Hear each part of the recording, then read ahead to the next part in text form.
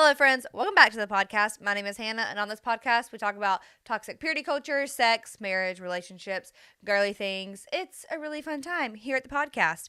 And I am popping back in from my maternity leave to tell you my birth story. You were sitting here listening to a mother of 3 children. That's right, 3. 3 children. I do also consider myself having 4 children because I did have the miscarriage, but 3 children, 3 Earthside children.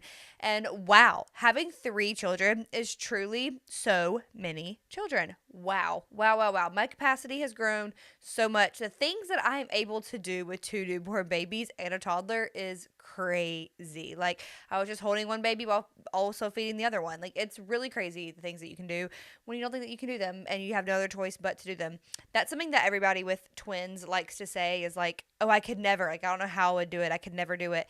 And yeah, I didn't think I could do it either until I didn't have a choice. And here I am doing it. So, it's really fun. We're doing okay. I am so out of it. I will see how this episode goes if I'm even able to form real sentences. I'm 5-ish weeks postpartum now. The boys are a month old. It's really crazy because they turned a month old before their due date. Their due date was, when was it? February 18th, and they came on January 17th. My twin boys are Max Anderson and Milo Walton. I've talked about their names on here before, so I'll give a little backstory. Max was named, Thomas is the one who picked the name Max. It took me a minute to really wrap my brain around the name Max. Like, is that my child? What do I think? An influencer that I love a couple years ago, a podcaster, she mentioned that she almost named her son Max. And I was like, oh, I forgot about the name Max. And then we were talking about naming these boys, and I knew that I really loved the name Milo. Like, if we only had one boy, it would definitely have been Milo. Like, no question asked. I love the name Milo. I think it's so cute. I think it's not, overused, but it is, not a name you've never heard before. It's not super common, but it's not weird, I love the name Milo, and I think Milo and Tate go really well together. They're in the same kind of vibe. And so I knew that I really liked Milo, and I was like, okay, well, we need a name to go with Milo, but we also don't want to, if we couldn't find a name to go with Milo, we're going to try something else. And so we were talking, and Thomas from the beginning was like, Max. Like, I love the name Max. And we are, as you guys know, Formula One fans, huge Formula One fans. And the person that we root for in Formula One is Max Verstappen. And I was like, you're just naming him after Max Verstappen. Like, Max Verstappen is such a staple person in our home. Like, we can't name our son Max. And he was like, no, I just like the name. I'm like, okay, yeah, whatever. You just like the name. Okay. But I'm not, it's like, that's where we got the name. He's not necessarily named after Max Verstappen, but that's definitely where we got the name. So Thomas named him Max. The middle names are family names. So we always knew that we wanted to name one of our kids after Thomas's grandpa, and we couldn't name one boy after a family member without naming another boy after a family member. So the middle names are family names, and yeah, Max and Milo. So I have Tate, Max, and Milo now. It's so hard to name 3 boys. Other names that we considered were West and Wilder, and looking at them right now, I'm like, they're definitely not like a West, and I'm definitely not a Wilder, like, at all. I think I liked Roe.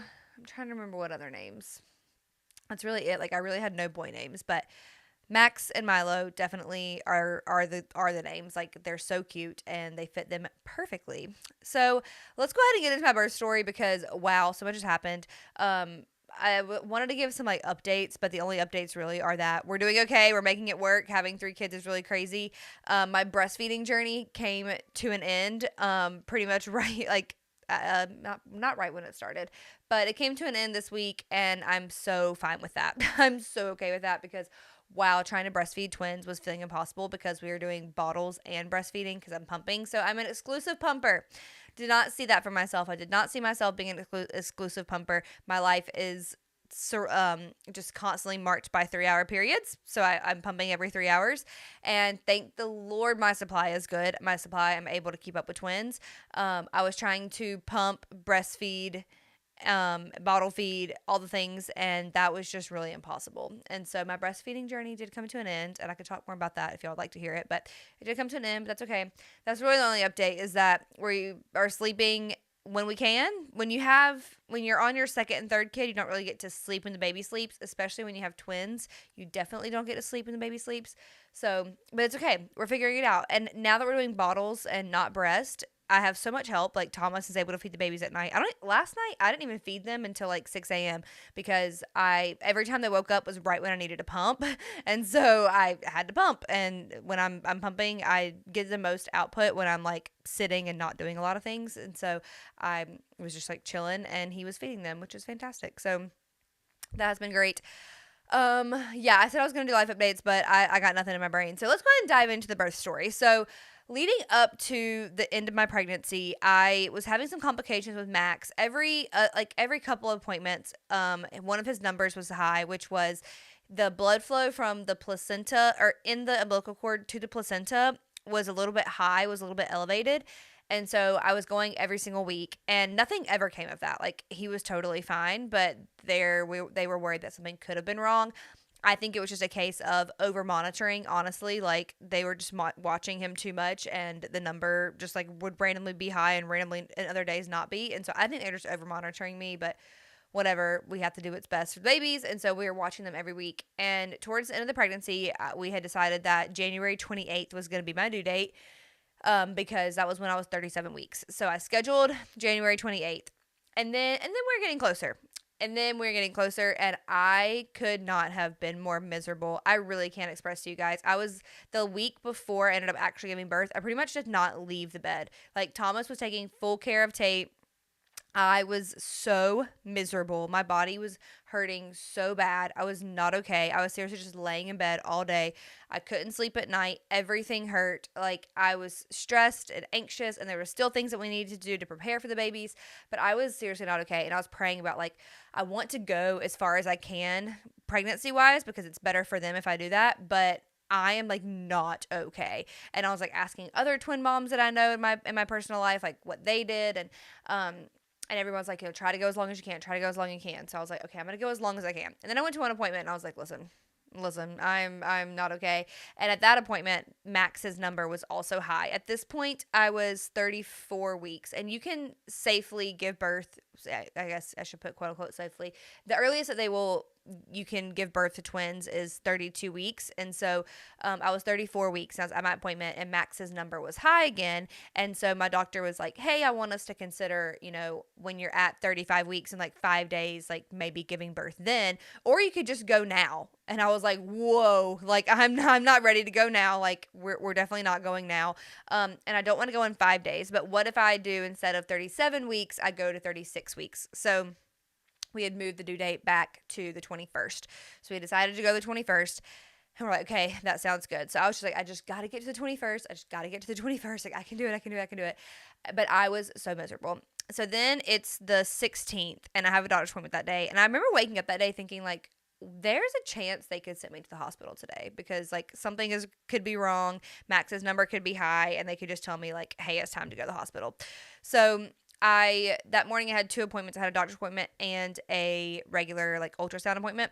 And in between appointments, this was a week before. So a week before, I had high bilirubin in my urine. And so I was like, that's interesting. Like that could be a sign of preeclampsia. But I didn't have any other signs. My blood pressure had been perfect this whole time, which my blood pressure being perfect is going to matter for later in the story. Blood pressure was perfect. And so they were just like, okay, maybe your numbers are high. We're going to test you for blood. We're going to test your blood, see how your organs are, and then we'll, go from there. So another week passes. I do another urine test. This is on the 16th. And my protein is high in my urine and my blood is high in my urine. And the week before, she told me if my number was a certain number, like when it came back, that I needed to go to the hospital and go give birth. Like that's what I needed to do. Like if I get back in my chart and the number was like a certain thing, I needed to go to the hospital to give birth. And so I was like, okay. And it wasn't that. So I was like, okay, we're fine. I made it another week. And then they test my urine again, and my bilirubin and my protein were both high. So I come back, my next appointment on the 16th. I do my urine test. And my bilirubin and my protein were high again. Like I went to my appointment and I've been having random nosebleeds, which also could have been a sign of preeclampsia. And so I told my doctor that, and she was like, okay, we're testing your urine again. And if your urine is above 300 for one of the things, like I need you to go to the hospital to give birth. And I was like, okay. So I go home, I do my nails, and then I take a nap. I wake up from my nap, And I look at the number and it's like 303. And I was like, okay, I guess it's time to go in. So I call the on-call doctor and I just like confirm, and they're like, yeah, I'm looking at your notes. Like, I do think that it's time for you to come in. And I'm like, okay, here we go. It's time to give birth. I could not believe it. It kind of happened so fast, but also that morning I was wondering, like, what if they send me to the hospital today? Like, that could happen. And my body was so ready. I was so ready. But mentally I was like, oh my gosh, it's time, it's time, it's time. My mom and dad were actually coming into town that day already to come and get my dog, because our dog is going to stay with them while we adjust to having the twins home. And so that worked out. My parents were already on the way up. And I like pack all of our stuff. I call my doula. So my doula was my best friend, Kate. She actually is a doula. And so she was my doula for this birth, which I was so grateful for. She is truly the best thing ever and made the birth experience absolutely incredible. And just having her there truly made the experience like so fun. And I just could like breathe and know that somebody else was there to help take care of me. And I knew that she may not be able to go in the operating room, but I still wanted her there for before and after and to help make decisions and stuff. And that was the best. So I call her and she's like, all right, we're going. So we get to we drop Tate off with our friends. We get to the hospital. And at this point, I'm just like praying that I'm dilated, because I don't want to do the balloon. Like, they have to put a balloon in you to start to dilate you. Well, they don't have to, but that's one of the ways they dilate you to get induced. And so at this point, I'm still doing vaginal birth. Nothing is changing. I'm doing vaginal birth. They were both head down at my appointment that morning, so we're looking good. And I am just like praying that I'm already dilated so I don't have to have the balloon to start the induction process. So I get in there and they checked my cervix for the first time, and I was 3 centimeters dilated, which I was like, praise God. So those babies were coming soon. Like, I was definitely not going to make it to 36 weeks. Like, if I was already 3 centimeters dilated, I probably would have given birth in the next few days. Like, no wonder I was in so much pain. Like, I was so close to the end. And so I get to the hospital, or I get in there, and they're like, okay, it's time for starting your induction now. Like, you're officially admitted. Like, we're doing this. And I had the nurse who put the IV in my hand was the weirdest guy I've ever experienced in my life. He was so strange. Like, my care overall was really positive except for 2 experiences. And the first one was this doctor. He was just so weird. Like, his vibes were weird. Not creepy weird. Like, he wasn't creepy. He was just really strange and was like making really weird comments about the twins, and he also like stuck me and like could not find my vein. I was seriously unwell. I was like, this is the most painful thing I've ever experienced. And I was like, oh gosh, if this is how my experience is about to go, like, this is not going to be good. But then the intake doctor who did my cervix check, she was so amazing. And I was like, if she's my doctor the whole time, that'd be so great. But she unfortunately wasn't. But my other team was really good too.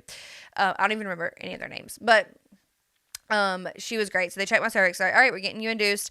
So they take me back to a room. And at this point, I haven't really felt any contractions. Like, the numbers are showing that I'm contracting, but I had not felt any. And so we're just chilling. Like, me, Thomas, and Kate, we're just chilling. I'm like hanging out. And then the contractions are starting. They put me on Pitocin. And so I knew from Tate, because I had had Pitocin before, I knew from Tate that Pitocin contractions are the worst. So I planned on, once I start feeling a Pitocin contraction, like, I'm getting that epidural.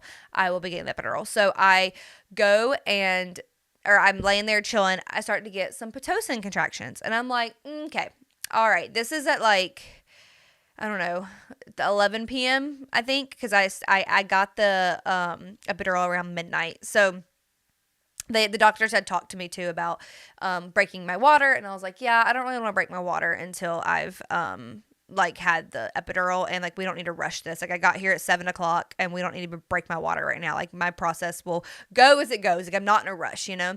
And thankfully, both babies were still head down. At one point, they did think that, because they couldn't find them on the monitors, which the monitors are seriously the worst. Like, having twins on the monitors as well, I was like doubled up with all of them, and then the one for myself, it was just so terrible. And the overnight doctor that was there, she thought that my baby like they couldn't find his heartbeat or something, and so she was like freaking out and like went and got an ultrasound and thought that he had flipped around, and she was wrong. So, which is, you know, it happens, but she was wrong, thankfully. And they got somebody else. Like, oh no, she's fine. We're good.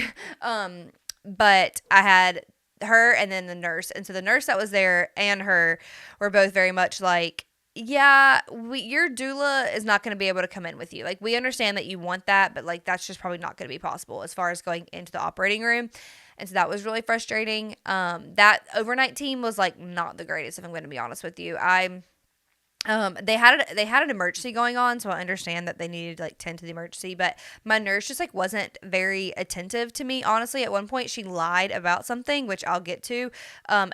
And it was like later in the evening when she had lied, and so if it would have been earlier, I would have been like, yeah, no, we're not doing this. Kate even said that she was considering like asking me if I wanted to fire her. She just was not attentive at all and wasn't really doing anything to help like take care of me and make sure I was okay, and wasn't like really speaking to us. It was just like a very like kind of weird interaction. But she was like just not attentive at all. And so back to the Pitocin contraction. So I'm going to try not to jump around, you guys. I'm going to try really hard. But again, I'm freshly postpartum and doing the best I can.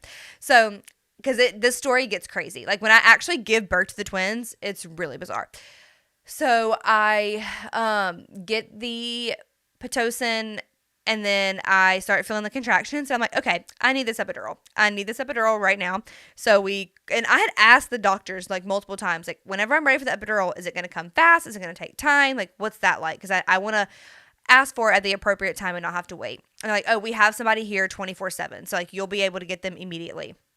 And I was like, fantastic. So I feel like 2 or 3 Pitocin contractions, and I look at Kate and I'm like, it's time. It's time to get this epidural because I'm like not doing this. And so we call for the epidural. Kate has to leave, and then the guy comes in, and I guess he is not allowed to do epidurals without his like boss there. I guess like where he's at in his training, he's not there, which I wish I would have asked before he did it, because oh my gosh, you guys, from the time from the time he came in to give me the epidural until he left was an hour. Okay, this should have taken 15 minutes, but it was an hour. He numbs my back, he does all that, and I'm like sitting in the most horrible position waiting. And I guess he had to wait for the other guy to come in, and we waited for like 20 to 30 minutes while I'm experiencing these horrible contractions. Kate can't be in there. She's gone. I'm with the nurse that's like not great, so she's not being very like helpful during this. Thomas can only do so much. Like he's confined to this one area. They're not letting him like really move or do anything. And so I'm just like sitting in so much pain.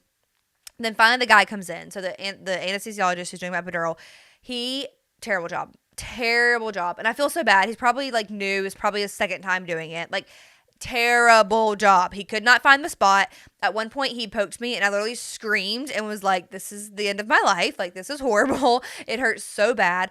He kept like trying to like maneuver the needle in and was asking me where I feel it and how all these things are going. And I'm like, I don't know. And he's like looking over at his boss, like trying like, what about this? What about this? What about this? I'm like, okay, at what point can the boss jump in? Like, what point can he jump in and do it? Because I am not okay. I was in so much pain because I'm also experiencing the Pitocin contractions. He's poking me all over, which I have the numbing cream, but I can still feel what's happening. I'm in the worst seated position and I'm pregnant with twins. So I'm in like so much pain, and it was actually horrible. It took him forever to get the epidural in, and then once he got it in, I did finally like feel some relief. But it seriously took probably 20-30 minutes of him just like poking around in my back trying to find the spot. Like, it was absolutely horrible, which is really sad because with Tate I had a perfect textbook epidural, no issues at all, and this epidural gave me lots of issues. So they decided to break my water at 3 a.m. or I was like ready to break my water. We broke it around 3 a.m. So easy. They stuck their fingers in, or the little thing in, broke it, no problem. I had no idea what was happening. Like, it was no big deal. So they broke it around 3. And then I was trying to sleep after that, and I couldn't really get comfortable. I was also just anxious.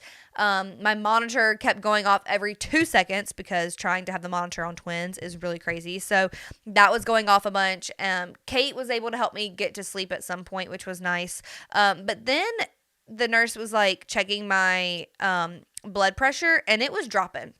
I don't know how low it ever actually got. I want to say it got to like the 40s at one point, or one number got to like below 80 or around 80, and one maybe got to 40. But my blood pressure was dropping. It was dropping. I was not feeling anything. I felt really nauseous at one point, and so they gave me Zofran, and after they gave me Zofran, I felt fine. I was really tired, but I'm like, I'm really tired because I haven't slept, because I have an epidural, because I'm pregnant with twins. Like, I don't know if it's any different. And from that point on, from whatever time that was, probably like 3 or 4 a.m., or probably 4 or 5 a.m., until it was time to give birth around 10 a.m., my blood pressure was that low.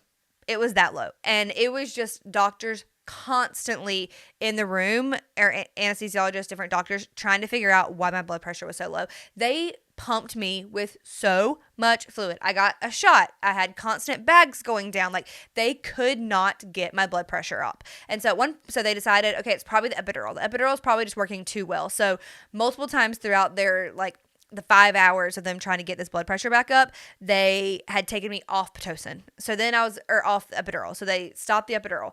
And so then I would feel the contractions again. And so I was going through the contractions again. And then they're like, okay, we can give the epidural back because I don't want you to be in pain. So then they gave me the epidural back, and then my blood pressure would drop again. And it was just constant cycle of my blood pressure being low and my epidural, my blood pressure being low and having the epidural, and then having to take it off and being in a ton of pain, my blood pressure coming back up a little bit.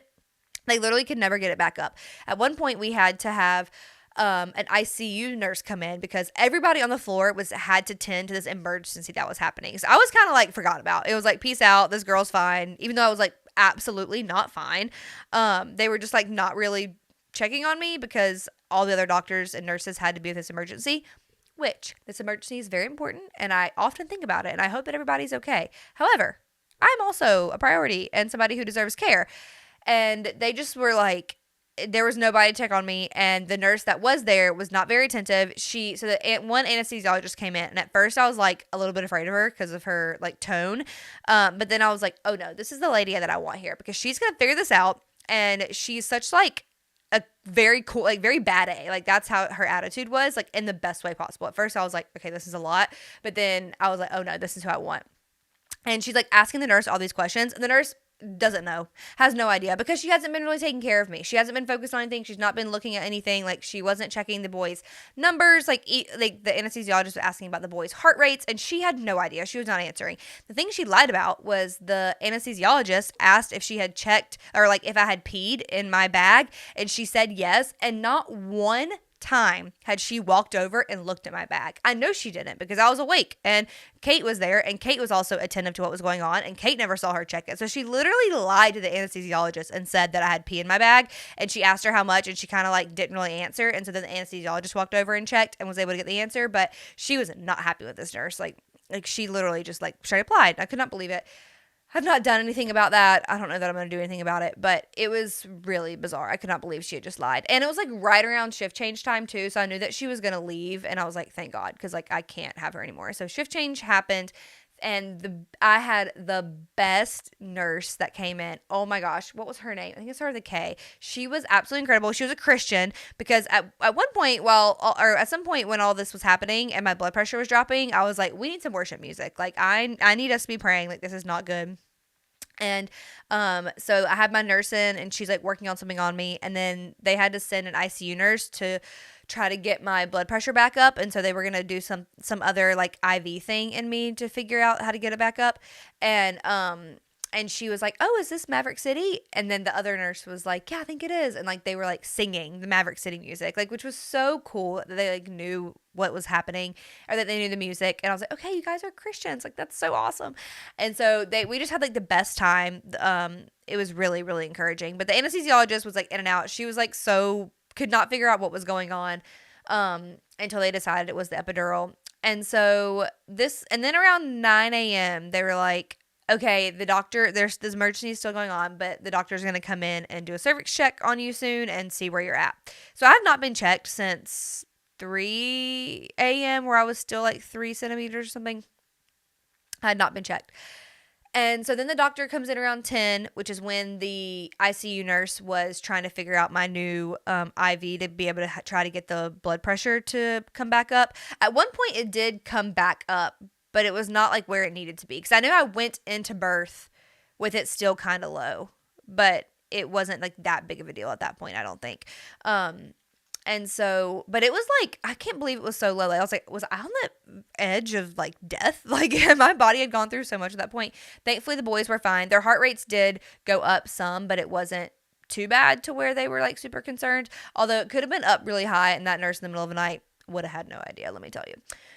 So then the doctor who ended up being like my team comes in, and she's so great. She is so, so, so great. She knew how much I wanted Kate to be in the room. I guess my overnight team did tell the new team, like, she really does want her doula to be in there, because the overnight team was like, it's not happening. So the new doctor comes in and introduces herself, and she's like, I want to tell you that we are going to let your doula, Kate, come back with you into the room. And you guys, I cried. I was like, seriously so grateful, because they're like, if you have to have a C-section, Kate was like, I'll step out. I'm out. Like, I promise. Like, I'll go out. Because if I had to have a C-section, they would have to take her out. But they're like, the doctor said, you're about to go through something like really intense, and like you need your support people with you. Like, you need to know that you've got your people here and they're with you. And I was seriously in tears. I could not believe it. Like, the Lord was so, so good allowing Kate to be back there with us, because she was so helpful the whole time throughout like the night and the actual birth. Like, it was so helpful to have her there. And so Thomas could like be there with me and support me. It also was helpful to have her there because Thomas almost passed out at one point, which I will get to.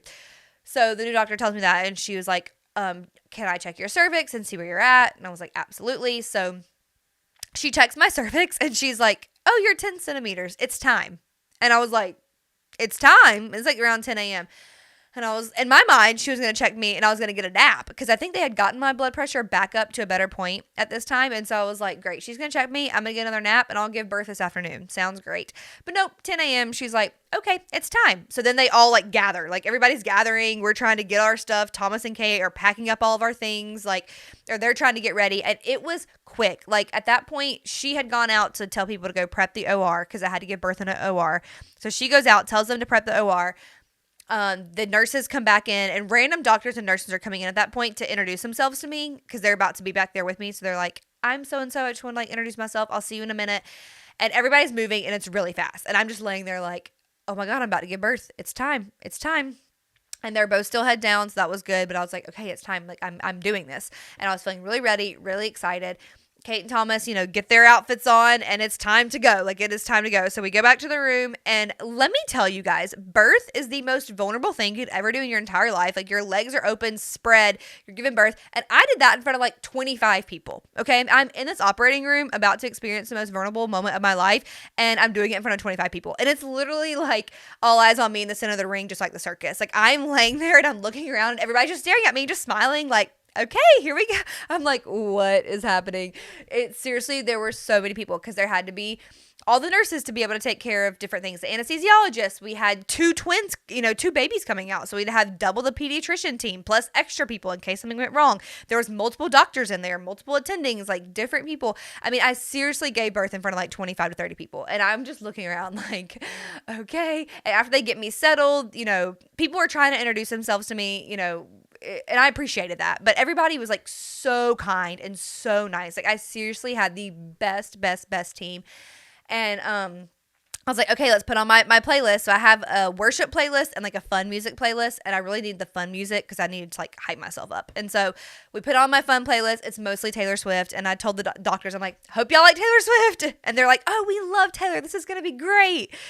And I'm like, okay, cool. And so I'm just like laying there, and they're kind of looking at me. They're like, all right, you ready? And I was like, I guess so. It was so bizarre. So I start pushing Max out, and you guys pushed him out in under 10 minutes. It was a few pushes, truly. Like, I got a couple pushes, and they're like, oh, here he comes. Like, he's coming. And I was like, yes, I am good at this. Thank you very much. I was very proud of myself, honestly, at that moment. I was like, okay, I can do this. This is fun. As I'm like almost pushing him out, Daylight starts to play by Taylor Swift, and that song I just felt like was the perfect song to give birth to. And so I asked Kate to put it on repeat, because it's just like, I don't want to look at anything else now that I saw you. I see daylight, like I see love, I see joy and happiness, and I was like, this is the song. Like, I just knew that like when I gave birth to Tate, Paris started playing, and that was about like being in your own world. You don't even know what's going on because you're so in love. I was like, that's the perfect song for Tate. And then this song is like very similar, like, your world just stops and they bring so much joy to you. And so it just was so perfect. And I was like, thank the Lord this song came on. This was the perfect song to give birth to.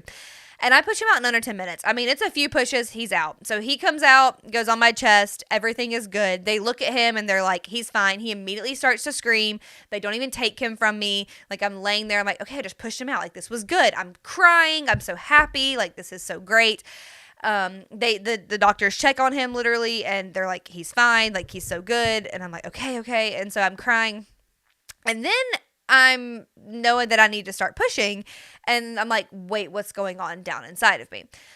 So at some point, at some point while I'm pushing Max out, Milo flipped and he became feet first. So as soon as I pushed Max out, Milo's feet come out of my vagina. And the doctors immediately are like, nope, and push him back up. And so I'm over here like in euphoria with my new baby. And then I realize something is going on and something is wrong. And I'm sure that they told me like, hey, he's breech, but I have no memory of that. Like, I really do think they told me that, because I had to sign, before I went back, I had to sign papers about the breech extraction. I didn't even read it. I was just like, yeah, because I knew that Duke would give birth or do a breech extraction if they needed to, because they're very qualified to do that. And so I was like, okay, if I need to do that, like, I'll do it. And I never really sat and thought too much about what could actually happen if you do a breech extraction. And it is actually, it's very, very, very dangerous. Like, it's highly dangerous. Like, there's a lot that could go really, really, really wrong with a breech extraction. And I honestly think it was the Lord shielding me from taking time to learn about that, because if I had learned about it, I probably would have not done it. And then I would have had to have a C-section after pushing a baby out, which would have been insane. And so I really think the Lord shielded me from even like reading anything about that or learning, because I don't think I needed that knowledge, because big picture, everything was going to be okay. But I obviously don't know that as my baby's feet just came out. And so we were doing a breech extraction because his feet came out. He was not in the right angle once his feet came out for them to pull the rest of him out. And so Max was born at 10:27. He's on my chest, and not a lot of time goes by. I mean, a couple seconds, and I'm like, something's wrong. And so I'm like crying. I'm holding Max. He's screaming on my chest, which is what you want. It was so great. And I'm like, something's going on in my body. I'm like, what's wrong? What's wrong? They're like, he's breech. Like, we got to get him out. And I'm not joking. So one doctor is in there. Okay. And this is when I'm like, I'm in so much pain. This is so traumatic, and I'm terrified. So they had their arms inside of me, like past elbows. And it literally, if you're watching on YouTube, it literally felt like somebody had their arms inside of me and were like thrusting them around in circles. Like, that's what it felt like. I was in so much pain. So what they were trying to do was get him in the right position to be able to come out. Like, they needed to grab his arm and his head to kind of like angle him. And I hear her saying, like, I can't get it. Like, I'm trying to get his arm. I'm trying to get his head. Like, I hear her saying that. And I'm like, what's going on? I'm not okay. Ow. I'm like screaming. I'm sobbing. Like, I'm not okay. And also Max is like on my chest. Like, you know, Kate and Thomas are just like trying to take care of me, trying to watch. Kate had held my legs and was like counting me to push Max out, which was great. But they're just like watching in disbelief of what's happening. Because later I found out, like, it was really traumatic watching them pull Milo out of me, because what they were end up having to do was like basically like a nail, how you like the screw, you unscrew it and pull it out. Like, that's what they basically had to do, was like moving his body around. And for 5 minutes, it was literally, Max was born at 10:27, Milo was born at 10:32. And so for 5 minutes, one doctor, she couldn't get it. So they were like, okay, you come out, I'm going to go in. So the head doctor puts her arms inside of me. And it's so bizarre, because they had their hands in my uterus and they're literally like moving this baby around, trying to get him in the right position. And I do have my epidural at this point, but I can still feel what's going on, because I could still feel the pressure when I needed to contract, or when I was having contractions. I could still feel those. And also Milo's heart rate had gone down at this point. So they really needed to get him out. Like, it was time. Like, they needed him to come out. And I had said yes to the breech extraction, so that's what they were doing. They were trying to get him out, and it was so painful. I mean, it's seriously, their arms, it felt like they were inside of my body rearranging all of my organs. That is exactly what it felt like. It was so painful. I'm terrified. Like, I'm like, what is happening? I'm also high as a kite because I have this epidural, and so I'm terrified. I'm not knowing what's going on. Kate and Sam are like trying to calm me down, but I'm like, what is happening? And then I literally scream, get him out of me, because I was like not okay. And then right after I screamed that, they were able to pull him out of me. So they were trying to get him into a certain position. I remember at one point I was like, should I push? And they're like, yeah, if you feel the need to push. But like, pushing was not going to help. Like, they were just going to pull him out. But they literally had to like twist his body out, which is really sad. Like, I might cry thinking about it. So I know I'm talking about this as if I'm fine, but it was actually extremely traumatic because of what happened next. So they pull him out of me and they pick him up and show him to me, and he is like stiff as a board and dark purple and not screaming. And I was like, he's not breathing, he's not breathing, he's not breathing, he's not okay, he's not okay. And every doctor and nurse in there was like, he's in shock, he's fine, he's in shock, he's going to be okay, he's in shock. And they're like, this is normal for a breech baby. And I'm still like, I don't care, my baby's not screaming. And so I was freaking out. And then maybe 10 seconds later, they're like, we need to take him. And so Thomas immediately cuts the cord. And they bring him over to the little table and they're like shaking him to like get him to wake up. And this felt like the longest, I'm going to cry thinking about it. This was like the longest minute of my life because it was the longest 5 minutes of my life to get him out. Because I was like, are we going to have to cut me open? Like, I'm in so much pain. He's not coming out. Like, he's got to come out. It's like, what are we going to do? And they couldn't like flip. At that point, I think at one point during the 5 minutes, I said, like, can you turn him around? And they're like, at this point, it's safer to do breech than try to get his head to come down. And so I'm just like freaking out. The minute goes by and he finally cries. And I'm like, oh my God. Like, I felt like all of the stress and everything immediately left my body when I heard him cry. And then they brought him over to me and laid him on my chest. And I was like, thank God. And before they brought him over to me, I look at Thomas. And because when I hear him cry, I can't really tell what's going on because I just went through something extremely traumatic getting him out. Max is still crying on my chest. And so Milo starts to cry and Thomas goes, that's him. He's crying. He's crying. He's crying. And I was like, oh my God. And I look at Thomas, white as a ghost. White as a ghost. I looked at him. I was like, you're about to pass out. You are about to pass out. You need to go sit down. And so this room is not very big. And remember, there's like 25 to 30 people in there. So he tries to go and find a seat. He can't. He's like meandering around this room trying to find a chair to sit in. Finally gets over to a chair. And then he has his own set of like doctors and nurses around him because he seriously was like about to pass out. And which I understand why later we were talking about it. And he was like, I was just so terrified that you weren't okay and that our baby was not okay. And watching them pull him out of you was really dark and like really intense. And just like his body, they're like, I don't understand how his body came out of you and didn't like break. Like he did come out with bruises. Like he had bruises all over his body, which is like so heartbreaking and sad to think about that my baby came out bruised. But hey, he's here and he's okay and he's thriving and he's perfect. Like he's great. But all of that was just so traumatic for Thomas that he legit almost passed out. If he would not have sat down at that moment, he was going to be on the floor. Like he was literally about to pass out. His whole body was tingling. He couldn't feel anything. Like he was not okay. And so they were like putting cold on him, and the doctors were telling him how to sit and breathe. And so they helped him. He did not pass out, but he almost did. And so Kate is there trying to help me. And then they're like doing stuff to me down there. And I'm like, what's going on? Like, what are they doing down there? And I had an internal tear. So they said it was a 2nd-degree tear, but it was internal, not external. So they're like, it's not really a 2nd degree because it's not that intense, but we have to label it as that. And so they were like stitching me up. But I was just laying there like, whoa, what just happened? I'm like, not okay. And I can't believe I just did that. Like, I can't believe my body was that, it just went through all of that. I was like, are my organs okay? Am I okay? And I really disassociated after that for a long time. For that like whole day. And then a lot of the next day after that, I was very much like disassociating. So my body had just gone through so much. And then that like really extreme traumatic birth of thinking that he's like not alive and not going to be okay. And the pain of them like with their arms inside of me, because it really felt like somebody was rearranging my organs inside of me. And they were like, oh, we're just in your uterus. Like, that's all. I'm like, oh, well, it felt like you were in my whole body. I don't even know. Like, it was so extreme. And then I had to also birth my placenta at some point. And that happened. And they really just kind of like pulled that out of me at that point. Like, I pushed like once or twice and they just kind of pulled it out, which I was like, I don't care. I did get to see the placenta and it was huge. Oh my gosh, my placenta was so big. I could not believe it. And so I'm just like laying there disassociating from what just happened with these 2 screaming babies on my chest. And I'm like, okay, this was a lot. This was a lot, but we did it. We did it. So I go back to the room and then it's like, okay, now to take care of the babies. And they did not have to have any NICU time. Praise God, because Max was 5 pounds, 3 ounces. Hold on. I need to look.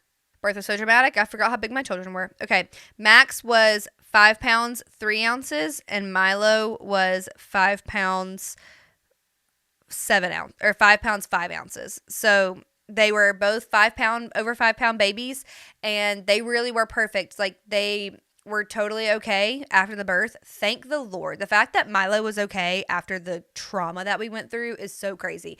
They were perfect. So we had no NICU time. They were breathing great. I mean, I pushed Max out in like literally under 10 minutes. So he didn't even have a cone head, which I think is so crazy. He didn't even have a cone head because he came out so fast. And I don't want to say it was like easy, because that just feels like, I don't know, like to all my high horses say, but it kind of was easy pushing him out. I'm not gonna lie. And so he didn't have a cone head. Like, they were breathing totally fine. And so I checked into the hospital on Friday night, and I left Monday morning. Yeah, Monday morning. So I was really only there because we got there late on Friday night. So I was just there Saturday and Sunday, and I left on Monday. And it was so bizarre. Like, I could not believe I just got to leave. Like, no NICU time. Boys were great. Passed all their tests. Everything was perfect. Like, truly, truly okay. So we did it. Like, I could not believe we did it. I was in such disarray after it happened, like trying to breastfeed and figure out feeding them. And I forgot how extremely painful breastfeeding is post-birth. Like, even though I breastfed Tate for 16 months, like, you forget what it's like to breastfeed a newborn. And then you have to breastfeed 2 of them when you have twins. You have to do both. And so that was like really hard and traumatic. But I was very much disassociating a lot of the first day they were there, because I was so scared from what had happened, and my body was really sore. Like, I was so sore, but thankfully I was okay. Like, every time they did the uterus checks, like, I was totally fine. My blood pressure was completely fine after that. I mean, obviously, like, everything hurt, but like, I was really okay healing wise. And then a lot happened after their birth that I don't need to get into today, because this episode's is already 45 minutes. But we did have to have a little bit of a hospital stay after that, because Milo was jaundiced. But the Lord really moved, and I will share that story soon, because I just want to share how good God is. But we just had a very short hospital stay for one of them. But everything was totally fine with the birth. I could not believe it. Or with the babies after birth, I could not believe it. Mom, on the other hand, was a little traumatized. But I will say, even though there was a lot of trauma with the birth, there was so many beautiful moments, and I could really feel the Lord in that room. I mean, the fact that Kate got to be back there was just a huge thing, because she like held my leg, count me down while I pushed. Thomas was able to be there and like caress my head and encourage me and talk me through it. And it's like, that was really, really great. The team was so incredible, like so kind, so encouraging.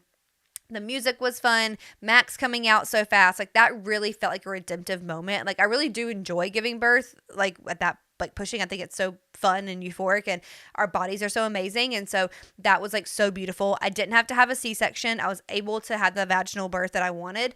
And like, my boys are okay. You know, my boys are okay. God protected me the whole time. While I was pregnant, God told me, I've got you, like, you're going to be okay. And I was, and we were, and we're here, and the boys are great, and they are growing so much. They're so big, and we're doing it. Like, we're doing it. We're doing it as a family of 3. And as traumatic as it was still really, really beautiful. And it honestly gave me such like confidence of like, I did that. I can do anything. You know, I made it through that. I can make it through anything. Things in my life just are not always easy, and that's okay. And I'm stronger because of it. Is that the birth I envisioned for myself? Absolutely not. But I had a breech extraction birth, and we made it out. So it was really bizarre. And postpartum, I have felt really okay, to be honest with you. I don't see myself at this point having to go back on Zoloft. I'm really okay. And there's a couple things that I feel like are contributing to that. And I can share those in another episode. So anyways, there's the birth story. I don't think I left anything out, but if you have any, I did have questions that I needed to answer. So some of your questions that you asked were my birth plan versus reality. So my birth plan, I mean, actually kind of went the way I wanted it to. I didn't have to have a balloon. I was able to get the epidural. I was able to have my vaginal birth. So that was like, the birth plan happened the way I wanted it to, with the exception of the breech extraction. I did not want to give birth to a breech baby, but I did. Somebody asked, how did I introduce Tate to the twins? So Tate ended up being at my parents' house in South Carolina, because just a bunch of different things happened. So he's at my parents' house, and we ended up driving down there because of the ice storm. And so Tate was asleep. It was like 8, 9 o'clock when we got there, and we woke him up, and he was so mad and was not happy. But the next morning, but he got to see them, and he was happy. But the next morning, as soon as he woke up, he was like, "Where are the brothers? Where's Max and Milo?" And he has been the best big brother. He loves them so much. He's so helpful with them, and he's really sweet and really gentle, and is just like the best. Like he loves it. We've had a really good transition with them, thankfully.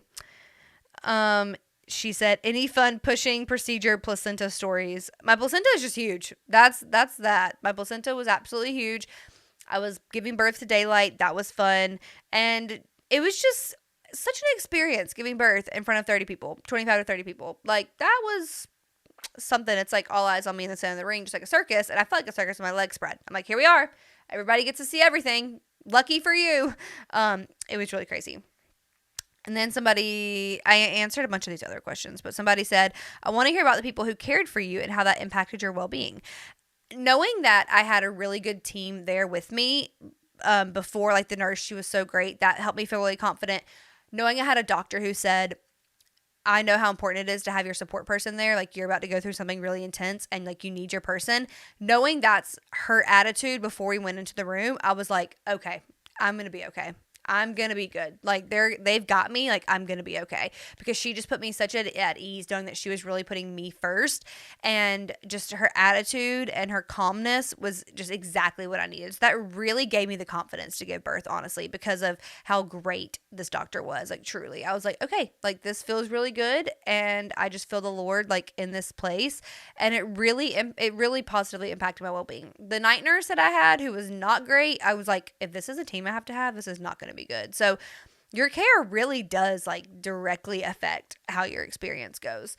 It's really bizarre. So those are the questions I didn't answer. I want to make sure I answered. So yeah. Okay. There's my birth story. I'm going to go tend to my babies. My boobs are definitely like, it's time to pump. So thanks for listening today. If you guys have any more questions, just message me on Instagram. I feel like I can barely talk. I need to drink some water. So hopefully we made it through this together. But, it's so fun to be able to have this podcast and record these things, because when I'm old and gray, I will come back and listen to myself, like, talk about giving birth, and it'll be really sweet. And boys, when you hear this one day, so sorry, or you're welcome. Maybe your wives will love listening to this. Who can say? All right. I love you, friends. We will talk soon.